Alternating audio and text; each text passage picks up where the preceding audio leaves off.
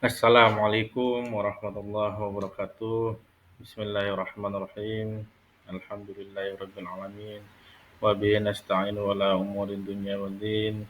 Wassalatu wassalamu ala asyrafil anbiya'i wal mursalin wa ala alihi washabbihi ajmain amma ba'du. Pada kesempatan kali ini kita akan belajar bersama tentang tanggung jawab sosial dan lingkungan dalam Islam.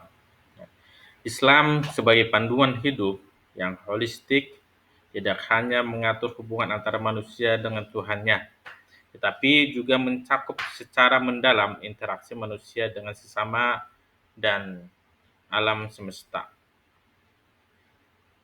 Inti dari ajaran ini adalah prinsip keseimbangan atau mizan, keadilan, dan amanah ilahi yang menuntut umat muslim untuk menjadi pengelola bumi yang bertanggung jawab.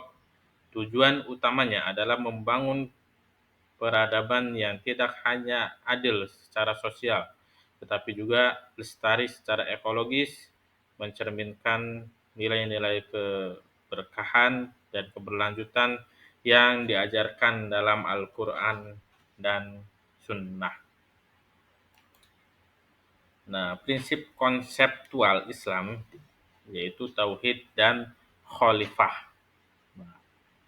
Tauhid yaitu keesaan Allah Subhanahu wa taala sebagai satu-satunya pencipta, pemilik dan pengatur alam semesta. Konsep ini menanamkan kesadaran bahwa segala sesuatu berasal dari Allah atau darinya dan akan kembali kepadanya, menegaskan bahwa manusia adalah bagian integral dari ciptaan Allah. Yang kedua itu khalifah. Manusia diamanahi peran sebagai khalifah atau wakil Allah di bumi. Seperti firman-Nya dalam Quran surat Al-Baqarah ayat 230. Ini bukan sekedar gelar, melainkan tanggung jawab besar untuk mengelola dan memelihara bumi beserta isinya dengan bijaksana dan adil. Ya, yang ketiga itu amanah. Amanah di dunia dan segala isinya, termasuk sumber daya alam dan sesama makhluk, adalah titipan atau amanah dari Allah Subhanahu wa taala. Konsep ini mengajarkan bahwa manusia tidak memiliki hak mutlak atas ciptaannya, melainkan hanya sebagai penjaga semesta sementara yang harus mempertanggungjawabkan setiap tindakannya.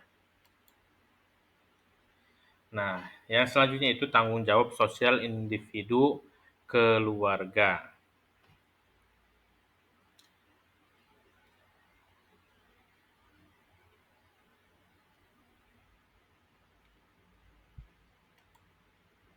Nah, yang selanjutnya itu tanggung jawab sosial masyarakat dan keadilan. Yang pertama itu ada zakat dan sedekah, yang kedua ada wakaf, yang ketiga ada menegakkan keadilan sosial. Nah, zakat dan sedekah. Zakat adalah kewajiban finansial tahunan bagi muslim yang mampu, berfungsi sebagai mekanisme retribusi kekayaan untuk mengurangi kesenjangan sosial. Sedekah di sisi lain adalah sumbangan sukarela yang dapat diberikan kapan saja, memperkuat solidaritas dan kepedulian terhadap sesama yang membutuhkan. Nah, zakat dan sedekah itu sama-sama mengeluarkan harta. Nah, bedanya zakat itu wajib, kalau sedekah itu semampunya, yang mampu saja gitu. Yang tidak wajib lah intinya. Kalau zakat itu wajib bagi yang sudah memenuhi syarat-syarat. Nah, wakaf, yang kedua itu wakaf. Wakaf adalah sumbangsi aset dalam kurung tanah, bangunan, atau uang yang bersifat abadi, di mana manfaatnya digunakan untuk kemaslahatan umum seperti membangun sekolah, rumah sakit, masjid, atau fasilitas sosial lainnya. Wakaf menjadi jembatan amal jariah yang terus mengalir pahalanya. Nah, menegakkan keadilan sosial. Yang ketiga itu menegakkan keadilan sosial. Islam sangat menekankan penegakan keadilan dalam segala aspek kehidupan, termasuk sosial, ekonomi, dan kehidupan hukum. Eh, ini berarti melawan segala bentuk penindasan, membela hak-hak mereka yang lemah dan tertindas, serta memastikan bahwa setiap individu diberlakukan secara adil tanpa memandang status atau latar belakang sesuai dengan Quran Surat An-Nisa ayat 135. Jadikanlah kamu sebagai penegak keadilan. Ketiga instrumen ini, zakat, sedekah, dan wakaf, bukan sekadar ritual, melainkan pilar ekonomi Islam, sosial Islam, yang bertujuan menciptakan masyarakat yang harmonis, di mana kebutuhan dasar setiap individu terpenuhi dan tidak ada yang tertinggal dalam kemiskinan atau ketidakadilan.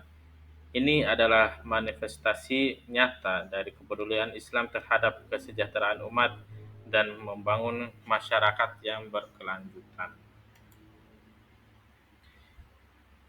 Tanggung jawab lingkungan atau falsafah Islam itu ada tiga. Yang pertama itu alam sebagai hayatullah. Artinya setiap elemen alam adalah tanda kekuasaan Allah, menuntut penghormatan dan pemeliharaan. Yang kedua itu larangan merusak. Yang ketiga perlindungan makhluk hidup.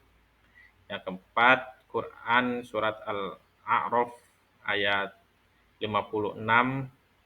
Ayat ini secara eksplisit menegaskan, dan janganlah kamu berbuat kerusakan di bumi setelah diciptakan dengan baik. Ini adalah perintah langsung untuk menjaga keutuhan ekosistem dan menjaga segala bentuk de- de- degradasi lingkungan.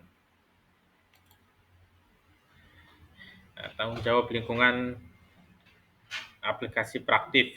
Yang pertama itu ada konservasi air atau jangan menjaga kualitas air lah. Artinya menjaga kualitas dari kotoran ya, dari sampah. Karena air itu sumber kehidupan. Kita kalau tidak ada air itu eh, mungkin bisa meninggal ya. Karena makhluk hidup ya, khususnya manusia itu akan hidup ketika ada air dibanding dengan makanan. Jadi kita masih bisa bertahan hidup ketika kita itu masih bisa minum. Nah, kalau makanan itu berarti nomor dua. Yang kedua itu penghijauan. Menanam pohon dan menjaga kelestarian lingkungan adalah amal soleh yang sangat ditekankan dalam Islam. Nah, sebuah hadis Nabi ya menyatakan bahwa siapa saja yang menanam pohon akan mendapatkan pahala, bahkan jika hari kiamat telah tiba dan ia masih sempat menanamnya.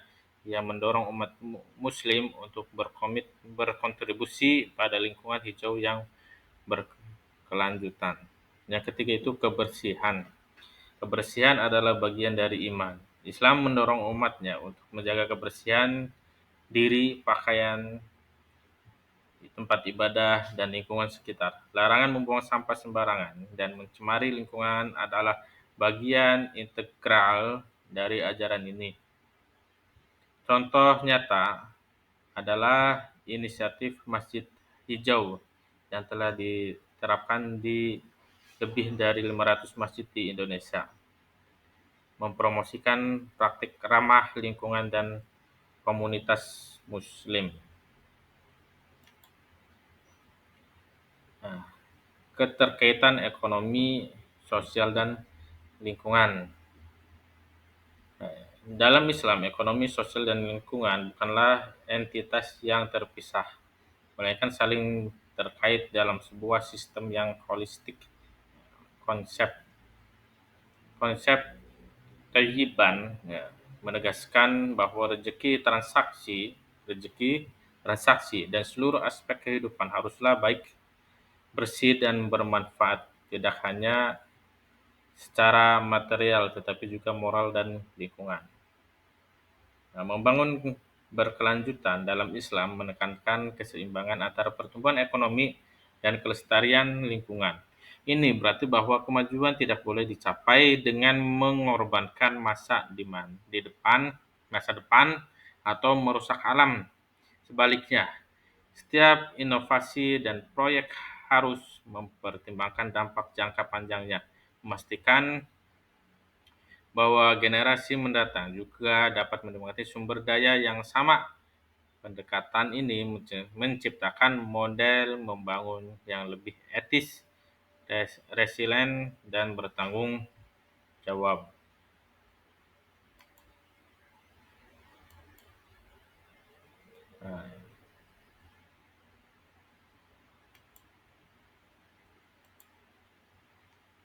Nah, kesimpulan dalam membangun peradaban lestari, dunia adalah hijau dan indah, dan Allah telah menjadikan kamu sebagai pengurusnya, di mana Dia melihat bagaimana kamu bertindak.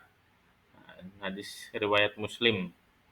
Nah, Islam menyediakan kerangka kerja yang berkomprehensif dan mendalam untuk tanggung jawab sosial dan lingkungan. Dari ajaran tauhid hingga peran khalifah, setiap muslim diamanahi untuk menjadi pengelola bumi yang adil dan bijaksana. Tanggung jawab sosial melalui instrumen seperti zakat, sedekah, dan wakaf bertujuan menciptakan masyarakat yang berkeadilan dan saling tolong-menolong. Sementara itu, tanggung jawab lingkungan dengan larangan merusak dan anjuran menjaga alam, memastikan kelestarian bumi untuk generasi mendatang. Untuk mewujudkan visi peradaban lestari ini, aksi nyata diperlukan dari setiap tingkatan, dari individu yang menerapkan gaya hidup bertanggung jawab hingga kebijakan global yang didasarkan pada prinsip keadilan dan keberlanjutan Islam. Mari kita bersama-sama menjadi khalifah yang bertanggung jawab dan membawa berkah bagi seluruh alam semesta. Mungkin segitu saja yang dapat saya sampaikan. Kurang lebihnya mohon maaf apabila ada salah-salah kata. Mohon dimaafkan. Kurang lebihnya mohon maaf. Saya akhiri. Assalamualaikum warahmatullahi wabarakatuh.